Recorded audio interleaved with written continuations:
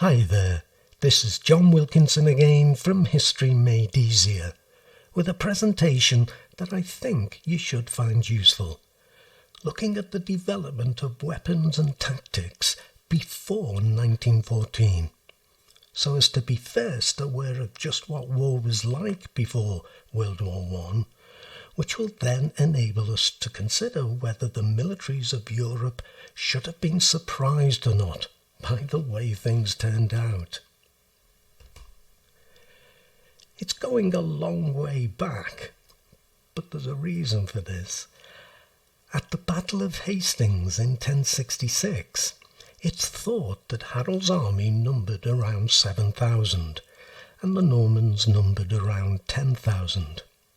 Jump forward 700 years, and Napoleon took 600,000 men into Russia in 1812, and at the Battle of Leipzig, or the Battle of Nations, in 1813, 360,000 Russians, Austrians and Prussians fought against 200,000 French.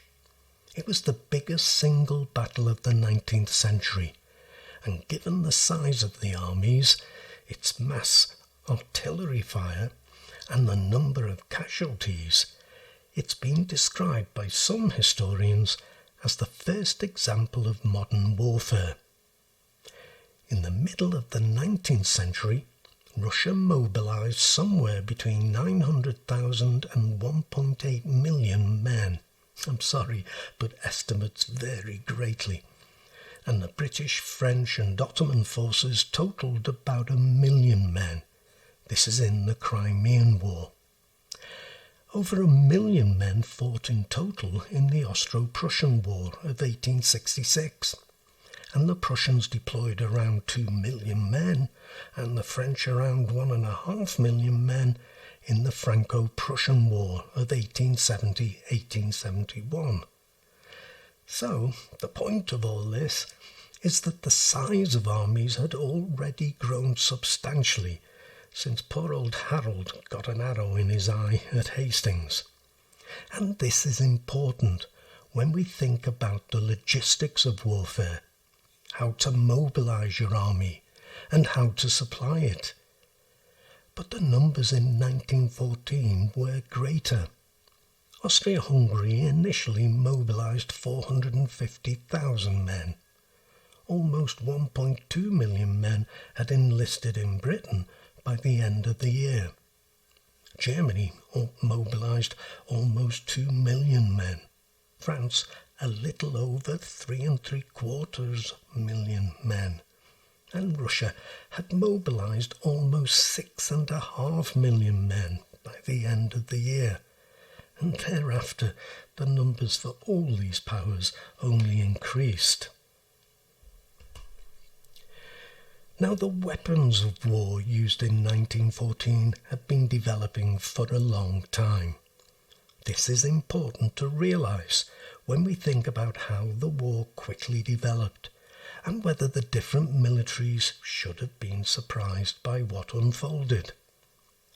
The rifle had gradually replaced the musket, beginning back in the 18th century in the 7 Years' War, the American War of Independence, and in the Napoleonic Wars. Now, I'm not going to get too technical. I couldn't cope with that. But the firepower of the rifle had been getting better, faster to load, more accurate, and with a longer range. The bayonet, like a dagger fixed on the end of the rifle, had replaced the pikestaff. Basically, that was a long pole, the staff, with a pike, the bayonet, strapped at the end of it. Field artillery was being used in 14th century China during the Ming dynasty, but the artillery being used in the second half of the 19th century was like the rifle, so much improved as to hardly be the same weapon. Again, like the rifle, faster to load, more accurate, and with a longer range, over 30 kilometres by 1914, with some of the big field guns capable of reaching 80 kilometres. Something else, too. Both the bullet and the shell was improved, so that each packed more punch, a greater potential to kill. A newer addition to the ways of killing men was the machine gun, which provided a staggering increase to the rate of fire.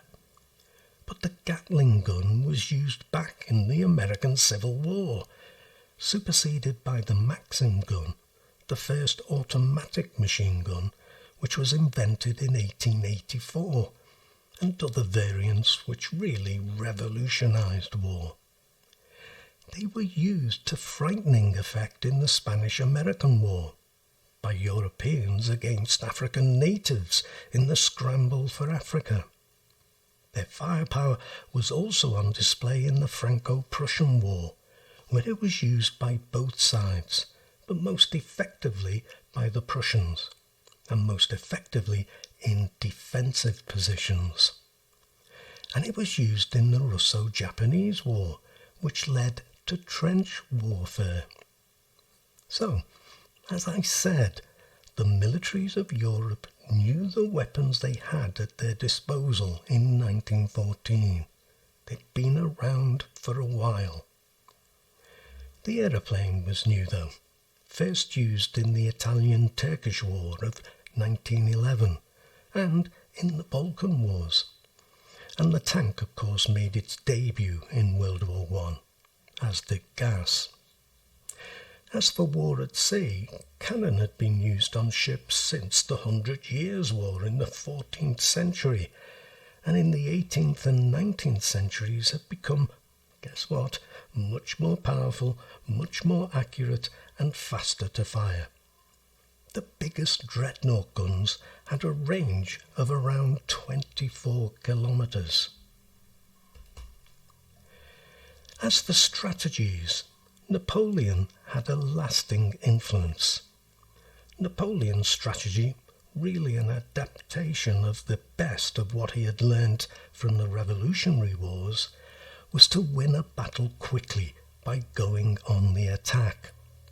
The revolutionary armies, with their untrained volunteers, attacked with an immediate frontal bayonet charge, shock tactics, or, in a later adaptation, by columns of troops, a tactic that, though it may have resulted in victory, led to horrendous casualties. These tactics were adopted out of necessity. Untrained soldiers, or else conscripted soldiers, against very well-trained armies. They had to win quickly. Napoleon, though, adopted the tactics and attacked his enemy by pinning them down from the front, while outflanking and encircling them. Troops were sent in to skirmish around the edges of the enemy lines, so that they would be broken up. At the same time, artillery was used to break them up too. He would then attack head-on at the weakest point. His artillery would also be turned on the same weak point. With the weak point destroyed, his army would then turn to attack the strongest point. To secure the victory, the cavalry would be sent in.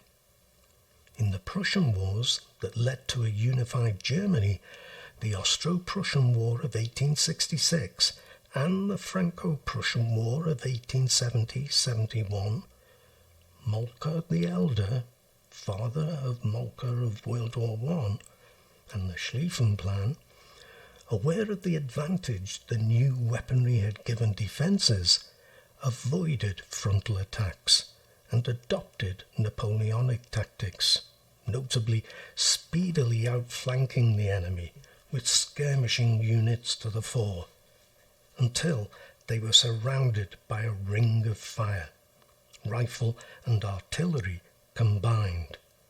In this way, they attacked with speed and with maximum force.